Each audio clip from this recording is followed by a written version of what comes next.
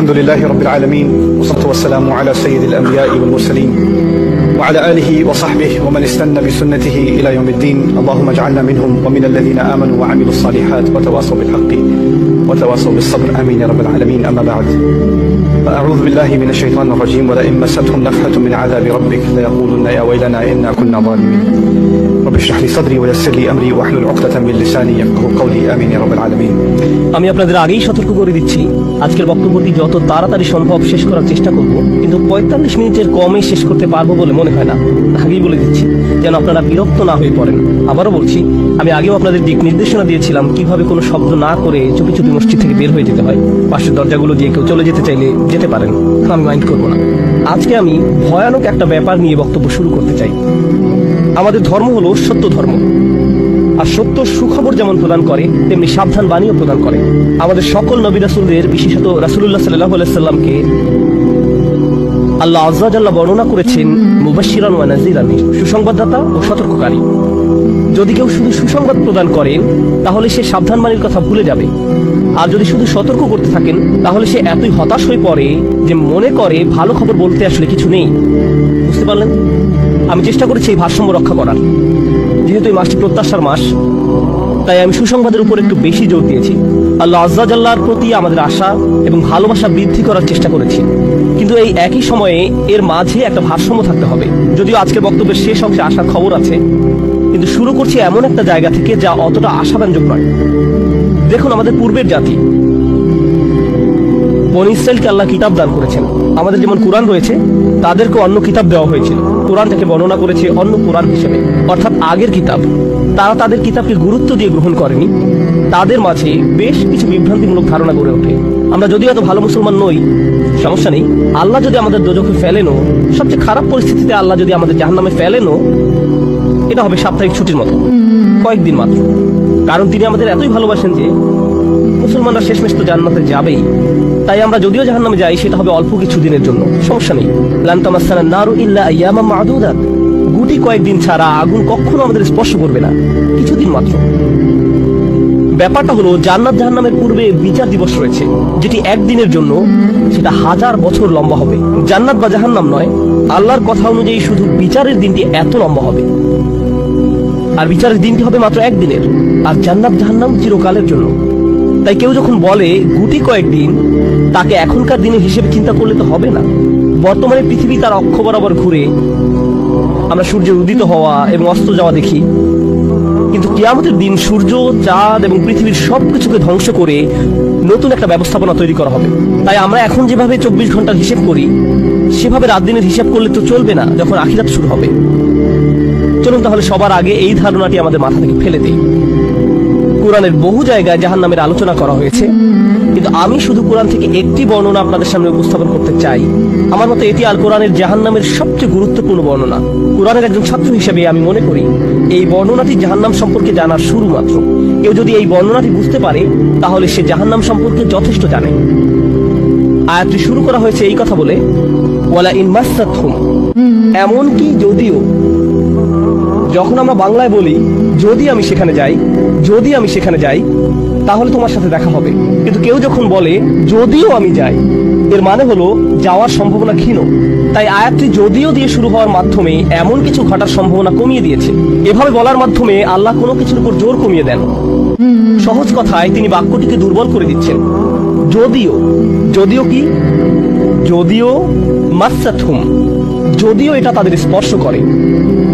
আরবিতে মাসসা অর্থ কোনো কিছু যখন আপনাকে সামান্যতম স্পর্শ করে, যেমন কোনো মাছি যখন কোনো মতে স্পর্শ করে, যদি সেকেন্ডের জন্য স্পর্শ করে তখন তাকে বলা হয় মাস।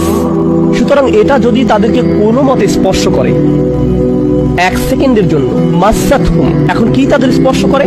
আপনারা হয়তো ভাবছেন আগুন যদি তাদের স্পর্শ করে। আল্লাহ বলছেন নাফহাতুন, একটা হালকা বাতাস যদি তাদের স্পর্শ করে। চলুন এই বাতাস নিয়ে একটু আলোচনা করা যাক। আরবিতে নাফহাতুন বলতে বোঝায় দরজা বন্ধ করলে যখন সামান্য একটু বাতাস এসে পড়ে, পর্দা নড়ে ওঠে, অথবা কেউ জানালা বন্ধ করলে যেভাবে হালকা বাতাসে পর্দা নড়ে ওঠে। এই বাতাসের যা বাহির থেকে ভেতরে আসে বা ভেতর থেকে বাহিরে যায়, দুই ধরনের আছে। একটি হলো লাফহা, লাম যোগে, আরেকটি হলো নাফহা। লাম যোগে লাফহা মানে বাতাসটি গরম, আর নুন যোগে নাফহা মানে বাতাসটি ঠান্ডা। আল্লাহ বলছেন এমনকি যদি ঠান্ডা বাতাস তাদেরকে স্পর্শ করে, যদি ঠান্ডা বাতাস তাদেরকে স্পর্শ করে তোমার প্রতিপালকের শাস্তি থেকে। তিনি এই আয়াতে জাহান্নাম কাউকে স্পর্শ করার কথা বলছেন না, তিনি এই আয়াতে আগুন কাউকে স্পর্শ করার কথা বলছেন না, তিনি এমনকি গরম বাতাস কাউকে স্পর্শ করার কথাও বলছেন না, তিনি আগুনের ঠান্ডা অংশের কথা বলছেন। আর এটা আপনাকে চিরকালের জন্য স্পর্শ করছে না। প্রসঙ্গত আমরা ফিজিক্সে পদার্থের 3টি অবস্থার কথা শিখেছি, সলিড, লিকুইড এবং গ্যাস। সলিড বা কঠিন কিছু যদি স্পর্শ করে আমরা তা অনুভব করতে পারি। এই মুহূর্তে গ্যাস আমাদেরকে স্পর্শ করছে, বাতাস এখন আমাদেরকে স্পর্শ করছে, আমরা এটা অনুভব করি না। আর এই আয়াতে আল্লাহ বর্ণনা করছেন কি তাদের স্পর্শ করছে, বাতাস তাদেরকে স্পর্শ করছে। কোন ধরনের বাতাস? অপেক্ষাকৃত গরম বাতাস নাকি ঠান্ডা বাতাস? ঠান্ডা বাতাস। ঠান্ডা বাতাস কোন রকম তাদেরকে স্পর্শ করছে। এই আয়াতের সবচেয়ে উল্লেখযোগ্য বিষয় হলো আমি একটু আগে নাফহা এবং লাফহার কথা বলেছিলাম। অন্য কথায় তারা এখনো জাহান্নামে প্রবেশ করেনি, তারা এর দিকে অগ্রসর হচ্ছে। আর জাহান্নামের অপেক্ষাকৃত ঠান্ডা বাতাস এসে কোনো মতে তাদেরকে স্পর্শ করলো, তখন তাদের প্রতিক্রিয়া কি? চিৎকার করে বলে উঠবে, ইয়া ওয়াইলানা, হায় সবচেয়ে কঠিনতম শাস্তি আমাদের জন্য শুরু হয়ে গেছে। ইন্না কুন্না যালিমিন, আমরা সব সময় অপরাধী ছিলাম। তারা সাথে সাথে তাদের সব অপরাধ স্বীকার করবে। যে কারণে এই আয়াতটি আমি সংক্ষেপে আপনাদের নিকট উপস্থাপন করলাম। প্রথমত এই আয়াতে আল্লাহ জাহান্নামের শাস্তির অভিজ্ঞতা বর্ণনা করছেন না। আল্লাহ সকল বিশ্বাসীকে জাহান্নামের আগুন থেকে মুক্ত রাখুন। কিন্তু আল্লাহ এখানে বর্ণনা করছেন এমনকি জাহান্নামের আগুনের কাছে গেলে এবং ক্ষণিকের জন্য এর বাতাসের সামান্য স্পর্শ লাগলে একজন মানুষ চিন্তা করা শুরু করবে এর চেয়ে আর ভয়ঙ্কর কোনো শাস্তি হতে পারে না। এজন্যই আল্লাহ দোজখের আগুন সম্পর্কে বলছেন, ইন্নাহা সাআত মুস্তাকাররা ওয়া মুকামা, নিশ্চয়ই তা অবস্থানস্থল ও আবাসস্থল হিসাবে কতই না নিকৃষ্ট। অল্প এবং বেশি যে কোনো সময়ের জন্য ওটা কত নিকৃষ্ট জায়গা। 1 সেকেন্ডের জন্য এটা ভাববেন না যে আমি তো খারাপ, আল্লাহ যদি আমাকে জাহান্নামে ফেলেনও এক সময় তো আমি এখান থেকে মুক্তি পাবো। এই ধরনের চিন্তাকে কখনো প্রশ্রয় দিবেন না। এই ভূমিকা দেওয়ার পর যখন বিচার দিবস শুরু হবে, যখন সমগ্র মানব জাতি একত্রিত হবে, তারা জানে না কোথায় যাবে, তারা জানে না কোন দিকে ফিরবে। এই ঘটনা আসলে রাসূলুল্লাহ সাল্লাল্লাহু আলাইহি সাল্লামের একটি হাদিসে উল্লেখ করা হয়েছে এবং জ্ঞানের প্রতি মুসলমানদের আগ্রহ ছিল সব সময়। তো একবার কিছু মানুষ বিখ্যাত সাহাবী আনাস ইবনে মালিক রাদিয়াল্লাহু তাআলা আনহুর কাছে এলো, কারণ মানুষ লোকমুখে এই খবর পেয়েছিল যে আনাস এই হাদিসটি জানতেন। আর এটি অনেক বড় একটি হাদিস, বুখারী শরীফে বর্ণিত আছে। এই ঘটনা ঘটে রাসূলুল্লাহ সাল্লাল্লাহু আলাইহি সাল্লামের ইন্তেকালের পরে। তিনি বলেন, হাদদাসানা মুহাম্মাদুন সাল্লাল্লাহু আলাইহি ওয়াসাল্লাম।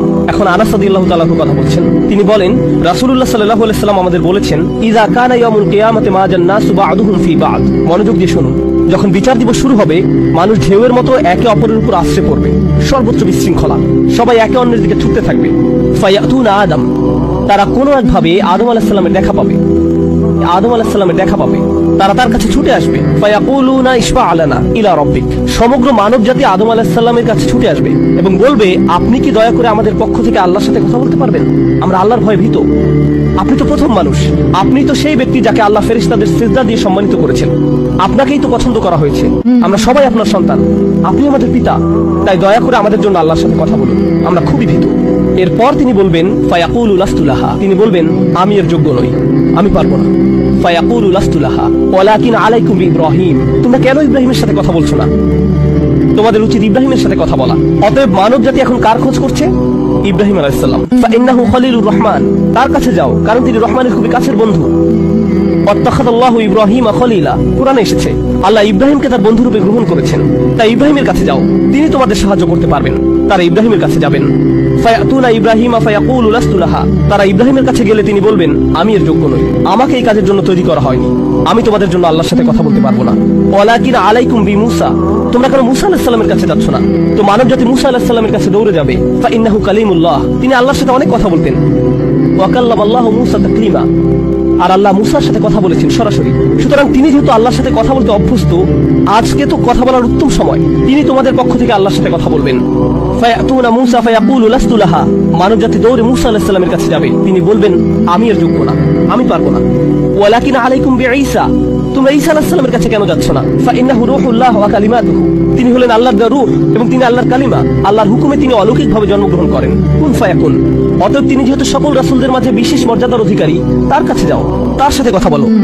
সকল মানুষ দৌড়ে ঈসা আলাইহিস সালামের কাছে যাবে। ফায়াকুলু লাস্তু লাহা, তিনি বলবেন, আমি পারবো না, এই কাজ আমার জন্য নয়, আমাকে এই কাজের জন্য তৈরি করা হয়নি। তারপর তিনি বলবেন, ওয়ালাকিন আলাইকুম বিমুহাম্মাদিন সাল্লাল্লাহু আলাইহি ওয়াসাল্লাম, মানব জাতি তোমাদেরকে মুহাম্মদ সাল্লাল্লাহু আলাইহি ওয়াসাল্লামের কাছে যেতে হবে। মানুষেরা তখন রাসূলুল্লাহ সাল্লাল্লাহু আলাইহি সাল্লামের কাছে যাবে। এখন রাসূল সাল্লাল্লাহু আলাইহি সাল্লাম আমাদের বলছেন ফায়াতুনি ফাআকুল, সবাই তখন আমার কাছে আসবে আর আমি তাদেরকে বলবো। এখন রাসূল সাল্লাল্লাহু আলাইহি সাল্লাম আমাদের বলছেন আনা লাহা, আমার জন্য এই কাজ, আমি এই কাজের যোগ্য। আনা লাহা ফাআস্তাযিনু আলা রাব্বি। প্রসঙ্গত আমি আপনাদেরকে আরো বলার পূর্বে বিচার দিনের একটা দৃশ্য হলো, আল্লাহ বলেন ইয়াউমা ইয়াকুমুর রূহু ওয়াল মালাইকাতু সাফফান লা ইয়াতাকাল্লামুনা ইল্লা মান আযিনা লাহুর রহমান ওয়া ক্বালা সাওয়াবা। যেদিন রূহ ও ফেরেশতাগণ সারিবদ্ধভাবে দাঁড়াবে, এমন এক সময় থাকবে যখন কেউ কথা বলতে পারবে না। এমন এক ধরনের নীরবতা, এমন নীরবতা বিরাজ করবে যার কথা মানবজাতি কোনোদিন শোনেনি। এমন ধরনের নীরবতার অস্তিত্ব কখনো কোনোদিন ছিল না। সেই রকম পিনপতন নীরবতায় আল্লাহ বলেন লা ইয়াতাকাল্লামুন, কেউ কথা বলতে পারবে না, ইল্লা মান আযিনা লাহুর রহমান, দয়াময় আল্লাহ যাকে অনুমতি দিবেন সে ব্যতীত। আর তিনি হলেন মুহাম্মদুর রাসূলুল্লাহ সাল্লাল্লাহু আলাইহি সাল্লাম। তিনি এমন সময় আল্লাহর কাছে আসবেন যখন সৃষ্টির কারো একটি শব্দ করার অনুমতি থাকবে না, সৃষ্টির কারো কোনো আওয়াজ শোনা যাবে না। তিনি আল্লাহর সামনে এসে আল্লাহর কাছে কথা বলার অনুমতি চাইবেন। ফায়ুযানু লি, তিনি বলেন আমাকে কথা বলার অনুমতি দেওয়া হবে। ওয়ায়ুলহিমুনি মাহামিদা আহমাদাহু বিহা লা ইয়াহদুরুনিল আন, সেই দিন আল্লাহ আমাকে স্পেশাল একটি দোয়ার মাধ্যমে তার প্রশংসা, তার কৃতজ্ঞতা করা শেখাবেন, যেটি বিচার দিবসে আমাকে দেওয়া হবে, যা এর পূর্বে কাউকে দেওয়া হয়নি, কোনো সৃষ্টিকে দেওয়া হয়নি। এক স্পেশাল ওয়াহি রাসূলুল্লাহ সাল্লাল্লাহু আলাইহি সাল্লামকে দেওয়া হবে বিচার দিবসে, যা কোনো সৃষ্টিকে দেওয়া হয়নি। আর তিনি সেই দিন সে স্পেশাল উপায়ে আল্লাহর প্রশংসা করবেন, লা ইয়াহদুরুনিল আন, আর সেই ওহী এখনো আমার কাছে আসেনি, সেই দোয়া এখনো আমি জানি না। ফা আহমাদাহু বিতিলকাল মাহামিদ, তারপর আমি আল্লাহর দেওয়া সেই স্পেশাল বাক্যগুলোর মাধ্যমে আল্লাহর প্রশংসা করব। ওয়া আখিরু লাহু সাজিদান, আমি সেই বাক্যগুলো উচ্চারণ করার পর আল্লাহর সমীপে সিজদায় অবনত হব। কিয়ামতের দিনের দৃশ্যপটে রাসূলুল্লাহ সাল্লাল্লাহু আলাইহি সাল্লাম এমন জায়গায় থাকবেন, এই অবস্থাকে বলা হয় মাকাম মাহমুদা, একটা স্টেশন, অথবা বলতে পারেন এমন একটা স্টেজ যা প্রশংসিত, আর মানব জাতি সেটা প্রত্যক্ষ করবে।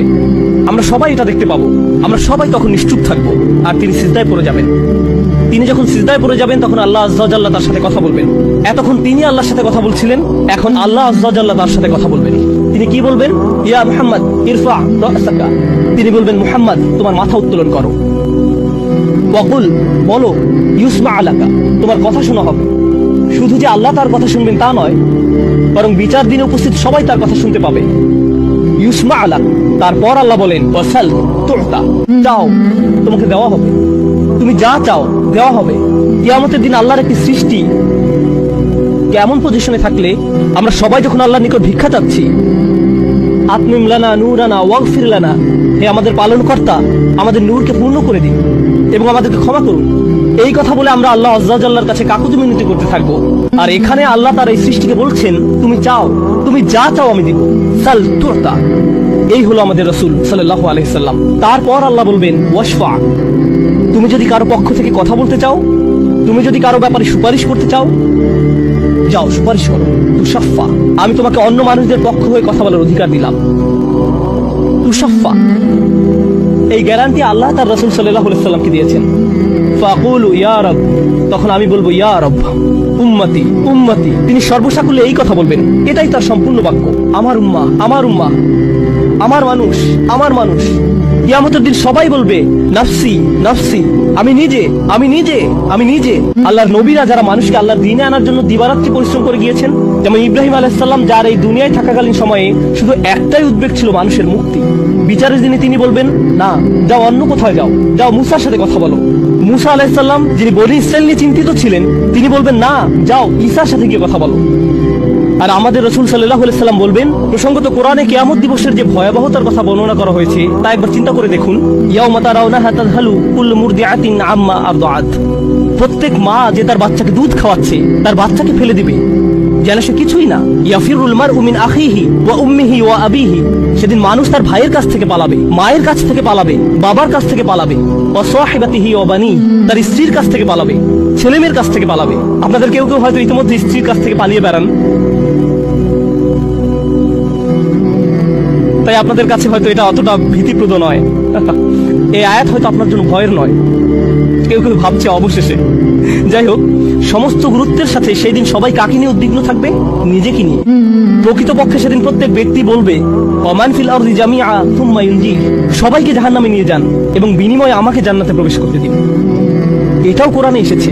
মানুষ সেদিন এমন মরিয়া হয়ে উঠবে, সেদিন একজন মানুষ আল্লাহর সাথে কথা বলবেন, আর প্রথম যে শব্দগুলো তার মুখ থেকে উচ্চারিত হবে তা হলো উম্মতি উম্মতি। আপনার জন্য আপনার রাসূলের ভালোবাসা এমনই প্রকার, সাল্লাল্লাহু আলাইহি সাল্লাম, আমার উম্মাহ আমার উম্মাহ। যদি আমরা তাকে ভালোবেসে থাকি, তাহলে যেই উম্মতের জন্য আল্লাহ রাসূলের এত ভালোবাসা, সেই উম্মতের জন্য আমাদের অন্তরে কিভাবে এত ঘৃণার বাস হয়?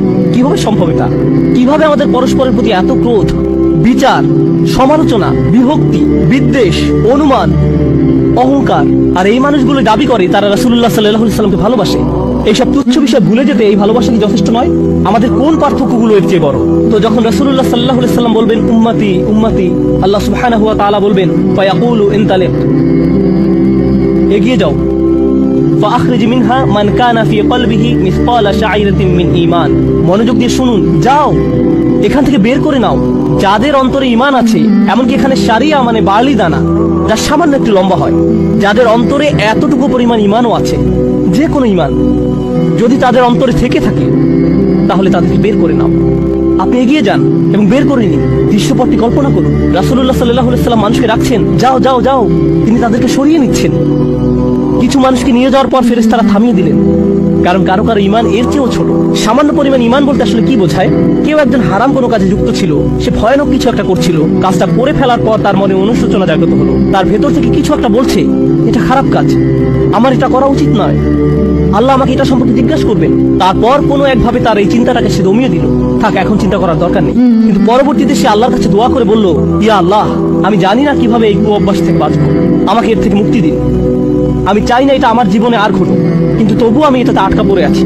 অতি ক্ষুদ্র ঈমান তার ভেতর থেকে চিৎকার করছে, অন্য কেউ এটা শুনতে পারছে না, তার অন্তর এটা শুনছে। আর আল্লাহ আজ্জা জাল্লা বলছেন, তারা যদি এতটুকু ঈমানও দেখাতে পারে, আপনি এগিয়ে যান, তাদেরকে বের করে নিয়ে আসুন, আপনি তাদেরকে বের করে নিয়ে আসুন। আর তিনি যখন এভাবে মানুষদেরকে বের করে নিয়ে আসবেন, তখন ফেরেশতারা একসময় থামিয়ে দিবেন, কারণ অনেক মানুষের অন্তরে এতটুকু ঈমানও নেই, সামান্য অনুতাপটুকু তাদের অন্তরে ছিল না, থামিয়ে দিবেন। ফাআনতালিক ফাফআল, আমি গিয়ে এমনই করব, সুম্মা আউদ, তারপর আমি ফিরে আসবো। অর্থাৎ ফেরেশতারা থামিয়ে দিবে, আর অন্য মানুষেরা সেখানে কাঁদতে থাকবে, আমাদের কি হবে, আমাদের কি হবে। তারপর রাসূলুল্লাহ সাল্লাল্লাহু আলাইহি সাল্লাম ফেরত আসবে, ফাআহমাদাহু বিতিলকাল মাহামিদ, অতঃপর আমি পুনরায় সেসব প্রশংসা বাক্য দ্বারা আল্লাহর প্রশংসা করব। লক্ষ্য করুন, প্রথমবার তিনি প্রার্থনা করার জন্য অনুমতি চেয়েছিলেন, তাই না?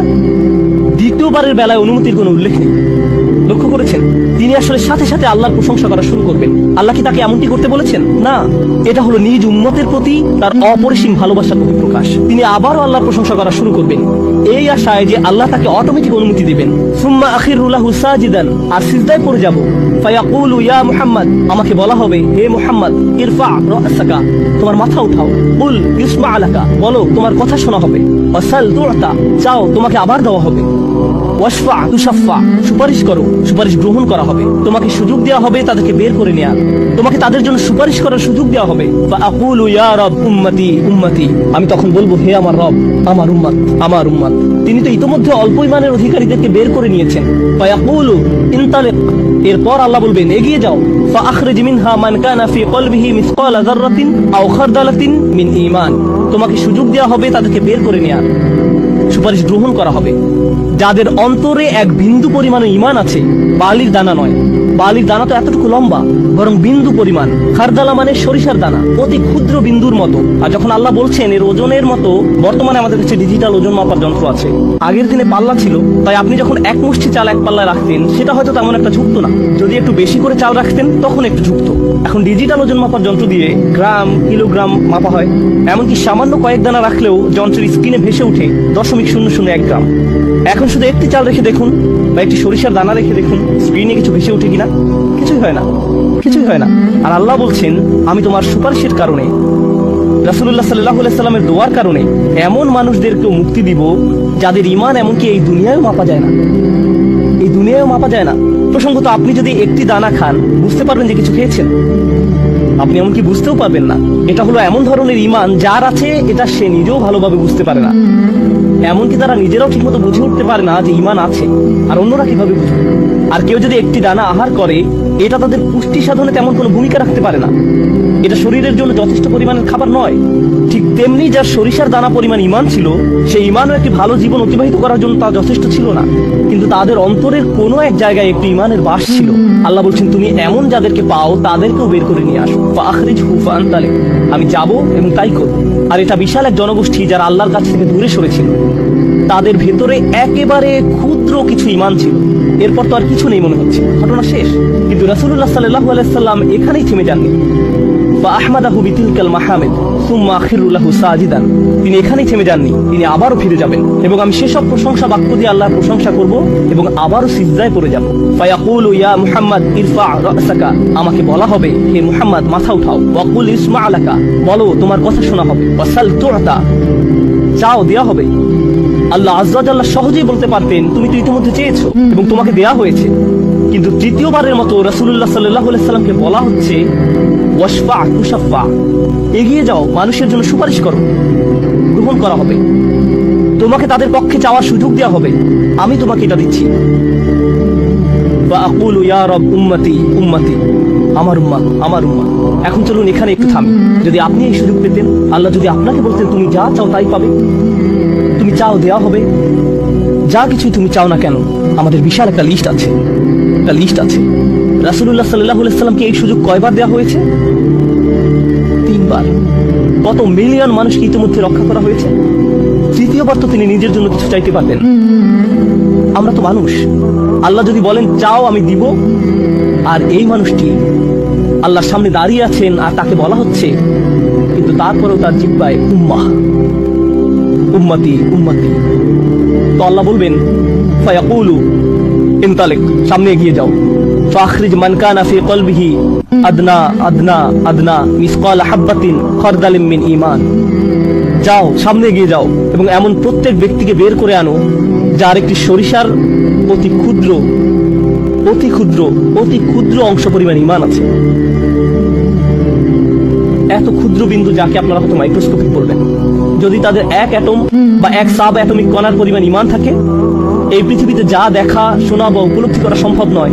যদি তাদের গভীর অবচেতন মনের কোথাও কণা পরিমাণ ঈমান থাকে, যদি তাদের ততটুকু ঈমান থাকে, এগিয়ে যাও এবং তাদের বের করে নিয়ে আসো। যদি তাদের অন্তরে এতটুকু ঈমান থাকে, তো আল্লাহ রাসূলুল্লাহ সাল্লাল্লাহু আলাইহি সাল্লামকে বলবেন, ফাআখরিজহু মিনান নার, তাদেরকে আগুন থেকে বের করে আনো। কথাটা মনোযোগ দিয়ে শুনুন, তাদেরকে কোথা থেকে বের করে আনো? আগুন থেকে। অর্থাৎ কিছু মানুষ ইতোমধ্যে জাহান্নামে পতিত হয়ে গেছে। অনেক মানুষ এই হাদিস পড়ে মনে করে আমরা জাহান্নাম থেকে মুক্তি পেয়ে যাব, আগুন আমাদের স্পর্শ করবে না। কিন্তু হাদিস এই কথা বলছে না। রাসূলুল্লাহ সাল্লাল্লাহু আলাইহি সাল্লাম আল্লাহর কাছে কাকুতি মিনতি করছেন, আর এই দিনটি হবে 50,000 বছর লম্বা। অনেক মানুষের বিচার ইতিমধ্যে হয়ে গেছে। আর আমি আপনাদেরকে সেই আগুন সম্পর্কে শুরুতে বলেছিলাম, আপনি যদি এর বাতাসের স্পর্শ পান 1 সেকেন্ডেরও কম সময়ের জন্য, আপনার মনে হবে এর চেয়ে ভয়ঙ্কর আর কোনো শাস্তি হতে পারে না। আর আল্লাহ রাসূল সাল্লাল্লাহু আলাইহি সাল্লাম সেই মানুষগুলোর জন্য আশা ছেড়ে দেননি, তাদের জন্য হতাশ হয়ে পড়েননি। প্রসঙ্গত তারা মুসলিম, তারা কিন্তু মুসলিম, কারণ রাসূল সাল্লাল্লাহু আলাইহি সাল্লাম কি বলছেন, তার মুখ থেকে কোন কথাগুলো উচ্চারিত হয়েছে? উম্মতি উম্মতি। আগুনের মানুষগুলো মুসলমান, ওই মানুষগুলো অমুসলিম নয়, মুসলিম। তো রাসূল সাল্লাল্লাহু আলাইহি সাল্লাম বলেন, ফাআনতালিকু ফাআফআল, আমি যাব এবং সেটাই করব। প্রসঙ্গত রাসূলুল্লাহ সাল্লাল্লাহু আলাইহি সাল্লামের এই কথার সাথে হাদিসের সমাপ্তি হলো। আনাস ইবনে মালিক রাদিয়াল্লাহু তাআলা আনহু তার কাছে আসা লোকদেরকে এতটুকু বর্ণনা করলেন। ফাকুলতু লিবাদি আসহাবিনা, হযরত আনাসের কাছে হাদিস শিখতে আসা একজন বলল, আমি আমার কিছু সঙ্গীকে বললাম, লাউ মারারনা বিল হাসান ওয়া হুয়া মুতাওয়ারিন ফি মানজিলি আবি খলিফা, চলো আমরা হাসান বসরির কাছে যাই। আমরা হাদিসটি আনাসের কাছ থেকে শুনেছি, কিন্তু আমরা জানি এই হাদিসটি হাসানও জানেন, চলো আমরা তার কাছে যাই। প্রসঙ্গত আনাস রাদিয়াল্লাহু তাআলা আনহু তখন অনেক বয়স হয়ে গিয়েছিল। এই হাদিসে কতবার রাসূল সাল্লাল্লাহু আলাইহি সাল্লাম আল্লাহর কাছে গেলেন? 3 বার। রাসূলুল্লাহ সাল্লাল্লাহু আলাইহি সাল্লাম ইন্তেকাল করেছেন বহু বছর আগে। আমরা জেনেছি এই হাদিস হাসান বসরিও জানেন, তারা আগে কখনো এই ধরনের কথা শুনেনি। খুবই আশ্চর্যজনক কথা। এজন্য তারা ব্যাপারটা যাচাই করতে চাচ্ছিলেন যে দেখা যাক হাসান বসরিও একই হাদিস বর্ণনা করেন কিনা। তারা শুনেছে হাসান বসরি বাস করেন আবু খলিফার বাড়ির পেছনের একটি ঘরে, তাই তারা হাসান বসরিকে খুঁজতে লাগলো। তারা তাকে খুঁজে পেলেন। হাদাসানা আনাস ইবনে মালিক ফাআতাইনাহু ফাসাল্লামনা আলাইহি, তো আমরা তার কাছে এলাম এবং তাকে সালাম দিলাম। ফাআযিনা লানা, তিনি আমাদেরকে প্রবেশের অনুমতি দিলেন। ফাকুলনা লাহু ইয়া আবা সাঈদ, আমরা তাকে বললাম, হে সাঈদের পিতা, জিনাকা মিন ইনদি আখিকা আনাস ইবনে মালিক, আমরা আপনারই ভাই আনাস ইবনে মালিকের নিকট হতে আপনার কাছে আসলাম। ফালাম নারা মিসলা মা হাদাসানা ফি শাফাআত, শাফাআত বিষয়ে তিনি যেমন বর্ণনা দিয়েছেন তেমনটা বর্ণনা করতে আমরা আর কাউকে দেখিনি। ফাকালা হি, তিনি বললেন, হ্যাঁ তোমরা তো জানো। ফাহাদাসনাহু বিল হাদিস, আমার কাছে সেটি বর্ণনা করো, দেখি তোমরা আনাসের কাছ থেকে কি শুনেছো। তো তারা তার নিকট সম্পূর্ণ হাদিসটি বর্ণনা করে শোনালেন। ফাআনতাহা ইলা হাযাল মাওদি', আমরা এই পর্যন্ত অর্থাৎ 3 বার রাসূল সাল্লাল্লাহু আলাইহি সাল্লামের সুপারিশের কথা বলে শেষ করলাম। ফাকালা হি, তিনি বললেন আরো বর্ণনা করো। ফাকুলনা লাম ইয়াজিদ লানা আলা হাযা, আমরা বললাম তিনি তো এর অধিক আমাদের কাছে বর্ণনা করেননি, আমাদেরকে এতটুকুই বলেছেন। এখন হাসান কথা বলছেন, লাকাদ হাদাসানি ওয়া হুয়া জামিউ মুনযু 20 সানাতান, তিনি অর্থাৎ আনাস আমার কাছে এই হাদিস বর্ণনা করেছেন যখন তিনি তখন যুবক ছিলেন, 20 বছর আগে। কত বছর আগে? 20 বছর আগে। আমি নিশ্চিত না তিনি কি বাকিটুকু ভুলে গেলেন, নাকি তিনি তোমাদেরকে বাকিটুকু বলেননি, কারণ তাহলে তোমরা অলস হয়ে পড়বে। ফালা আদরি আনাসি আম কারিহা আন তাত্তাকিলু, তিনি এরপর বললেন এই হাদিসের চতুর্থ একটি অংশ আছে, আর আমি নিশ্চিত নই তোমাদের বলা উচিত কিনা, কারণ তার এখন বয়স বেশি হয়েছে, তার স্মরণশক্তি ওইভাবে কাজ করছে না, কিন্তু আমার সন্দেহ তিনি তোমাদের বলেননি কারণ তোমরা এতে অলস হয়ে পড়বে। তারা বলল, ইয়া আবা সাঈদ হাদাসানা, আপনি কি আমাদেরকে এটা বলতে পারেন, আমরা আসলে জানতে চাই। ফাদাহিকা, তিনি হাসতে শুরু করলেন। ফাকালা খুলিকাল ইনসানু আজুলা, তিনি কোরআনের একটি আয়াত উল্লেখ করে বললেন, মানুষকে সৃষ্টি করা হয়েছে তাড়াহুড়া প্রবণ করে। মা যাকারতুহু ইল্লা ওয়া আনা আদরি আন উহাদ্দিসুকুম হাদাসানি কামা হাদাসাকুম বিহি, আমি তো বর্ণনার উদ্দেশ্যেই তোমাদের কাছে বিষয়টি উল্লেখ করলাম, তিনি তাদেরকে উৎসুক করে তুলেছিলেন, আমি তোমাদেরকে বলবো তিনি তোমাদের নিকট যা বলেছেন তা সত্য। হাসান আরো বলেন, রাসূলুল্লাহ সাল্লাল্লাহু আলাইহি সাল্লাম বলেন, এরপর আমি চতুর্থবারের মতো ফিরে আসবো। ফাআহমাদাহু বিতিলকাল মাহামিদ, এবং সেসব প্রশংসা বাক্য দিয়ে আল্লাহর প্রশংসা করব, যে বাক্যগুলো আল্লাহ আমাকে দিয়েছেন, যা অন্য কোন সৃষ্টিকে এর পূর্বে দেওয়া হয়নি, এবং সিজদায় পড়ে যাব। সুম্মা আখিরুল্লাহু সাজিদান, তখন বলা হবে, ফায়ুকালু ইয়া মুহাম্মদ ইরফা রাসাকা, হে মুহাম্মদ মাথা উঠাও। ওয়াকুল ইউসমা, বলো তোমার কথা শোনা হবে। ওয়াসাল তু'তা, চাও দেয়া হবে। ওয়াশফা তুশাফা, শাফায়াত করো গ্রহণ করা হবে। এই সময়ে এসে এতটুকুর যে ছোট ঈমানও আর অবশিষ্ট নেই, সকল সম্ভাব্য ঈমানওয়ালাদের মুক্তি হয়ে গেছে। আদনা আদনা আদনা মিসকাল হাব্বা, সবাই মুক্তি পেয়ে গেছে। ফাআকুলু ইয়া রব ইযআন লি ফি মান ক্বালা লা ইলাহা ইল্লাল্লাহ, এখন রাসূলুল্লাহ সাল্লাল্লাহু আলাইহি ওয়াসাল্লাম বলেননি উম্মতি, এইবার তিনি উম্মতি বলেননি, তিনি বলছেন, হে আমার প্রতিপালক, আমাদেরকে তাদের সম্পর্কে শাফায়াত করার অনুমতি দান করুন যারা বলেছে লা ইলাহা ইল্লাল্লাহ। যে এমনকি এই কথা বলেছে, আচ্ছা ঠিক আছে, আমার মনে হয় একজন সৃষ্টিকর্তা আছে। একটি কলেজ ক্যাম্পাসে হয়তো একদল ছাত্র মুসলিম ছাত্রদের সাথে আলোচনা করছে, তখন একজন বলল, আচ্ছা ঠিক আছে, দার্শনিক দৃষ্টিকোণ থেকে মেনে নিলাম একজন ঈশ্বর রয়েছেন, ঠিক আছে আমি মানলাম যে একজন ঈশ্বর আছেন, আমি বলছি না যে আমি মুসলিম, যদি উপাসনা করতেই হয় তাহলে শুধু এক ঈশ্বরের উপাসনা করতে হবে। তাদের অন্তরে কোনো অনুভূতি নেই, তারা কারো ইবাদত করছে না, তারা শুধু এই উপসংহারে পৌঁছেছে। প্রসঙ্গত এই ধরনের একটা সাদৃশ্য পাওয়া যায় সূরা হুজরাতের একটা আলোচনায়। আল্লাহ বলছেন, ফাকালাতিল আরাবু আমান্না কুল লাম তুমিনু ওয়ালাকিন কুলু আসলামনা, বেদুইনরা বলে আমরা ঈমান এনেছি, বলো তোমরা ঈমান আনোনি, বরং তোমরা বলো আমরা আনুগত্য স্বীকার করেছি। তোমরা শুধু ইসলামের প্রাথমিক ধারণা গ্রহণ করেছো। ধারণা থাকে এখানে, আর ঈমান কোথায় থাকে? যাদের অন্তরে কিছু ঈমান ছিল তাদের ইতোমধ্যে নেওয়া হয়ে গেছে। এখন যাদের মাথায় কিছু ধারণা ছিল যে একজন রব আছেন, তারা কোনোদিন ধর্ম প্র্যাকটিস করেনি, তারা ধর্মীয় কোনো কাজই করেনি, তারা শুধু এই ধারণা মেনে নিয়েছিল যে শুধু একজন প্রভুর উপাসনা করতে হবে। রাসূলুল্লাহ সাল্লাল্লাহু আলাইহি ওয়াসাল্লাম বলছেন, যে কেউ এই সিদ্ধান্তে আসবে যে কেউ বলবে লা ইলাহা ইল্লাল্লাহ, তার জন্য শাফায়াত করার অনুমতি দান করুন। আল্লাহ বলবেন, ফায়াকুলু ওয়া ইজ্জাতি ওয়া জালালি ওয়া কিবরিয়াই ওয়া আযীমাতি, আল্লাহ বলবেন, আমি আমার কর্তৃত্বের শপথ করছি, আমি আমার স্বীয় গৌরবের শপথ করছি, আমি আমার বরত্বের শপথ করছি, আমি আমার মহত্বের শপথ করছি, লা উখরিজান্না মিনহা মান ক্বালা লা ইলাহা ইল্লাল্লাহ, আমি স্বয়ং অবশ্যই তাদের সবাইকে জাহান্নাম থেকে বের করব যারা বলেছে লা ইলাহা ইল্লাল্লাহ, তোমার এই সুপারিশের কারণে। সাল্লাল্লাহু আলাইহি সাল্লাম। জাহান্নাম কতটা ভয়ঙ্কর তার একটা ছোট্ট নমুনা দিয়ে আমি আজকের আলোচনা শুরু করেছিলাম। এখন সব শেষে রাসূলুল্লাহ সাল্লাল্লাহু আলাইহি সাল্লাম আমাদের জন্য এই শাফায়াত করছেন। এই হাদিসটি অন্যতম গুরুত্বপূর্ণ একটি হাদিস। এমনকি 20 বছর পরে আনাস ইবনে মালিক এখন বৃদ্ধ হয়ে গেছেন, মানুষ তখনও তার কাছে শাফায়াত বিষয় জানতে এসেছেন। এমনকি আজকের দিনেও এই হাদিসটি অন্যতম শক্তিশালী একটি হাদিস, এবং অন্যতম এই জন্য যে ভুলভাবে ব্যবহার করার একটি বক্তব্য রাসূলুল্লাহ সাল্লাল্লাহু আলাইহি ওয়াসাল্লামের। কখনোই এর অপব্যবহারের চিন্তাও করবেন না, এটা ফ্রি হয়ে যাওয়ার লাইসেন্স নয়। যদি আমরা মনোযোগের সাথে পড়ি তাহলে আমরা বুঝবো যে আল্লাহ এমন মানুষদেরকে জাহান্নাম থেকে বের করে আনার জন্য অনুমতি দিবেন যাদের ঈমান যথেষ্ট ছিল না, যাদের সৎ কাজ যথেষ্ট ছিল না। পক্ষান্তরে এমন অনেক মানুষ থাকবে যাদের অন্তর ঈমান আছে, যাদের ডান হাতে সৎ কাজ আছে, আর এই সৎ কাজগুলো বিচারের দিনে আলোতে পরিণত হবে, হৃদয়ের ঈমান ও বিচারের দিনে জ্যোতিতে পরিণত হবে। ইয়াসআনুরুহুম বাইনা আইদিহিম ওয়া বিআইমানিহিম, তাদের বুকের ভেতর থেকে আলো ছুটতে থাকবে এবং তাদের ডান হাত থেকে এই আলো টর্চে পরিণত হবে, গাড়ির হেডলাইটের মতো।